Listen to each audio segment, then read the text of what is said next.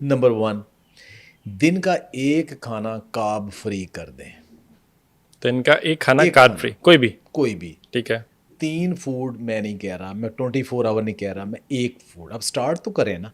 ठीक है, उसमें लोबिया भी हो सकता है, चने भी हो सकते हैं और उबले चने भी हो सकते हैं, ठीक है। ठीक है, चना चाट भी बन सकती है, ठीक है, पूरा सैलड शामिल करके ना, वो एक पूरा मील बन जाता है। ठीक है। नंबर 2, 2 खानों के दरमियान गैप, उसमें सिर्फ पानी, ग्रीन टी या ब्लैक कॉफ़ी, 0 कैलोरी, नो चाय, नो अच्छा, fruit, no nuts, no biscuit. जो मील गैप है वो बढ़ा दे। नाश्ते से लंच तक दरमियान में कुछ नहीं खाना, ठीक है। लंच से डिनर तक कुछ नहीं खाना, हम्म, डिनर कर लिया सुबह तक कुछ नहीं खाना। ये 3 गैप देने उसने, ठीक है। कि नो स्नैकिंग। ये दूसरा पॉइंट है। अच्छा, मुश्किल पॉइंट है दूसरा।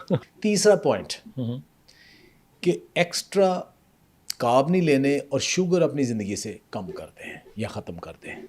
हर चीज़ जिसमें चीनी डली है ना, ठीक है, उसको फ़िलहाल कुछ अरसे के लिए 1-2 महीने के लिए बाय बाय कर दें कि इसमें चूँकि चीनी है, मैंने नहीं।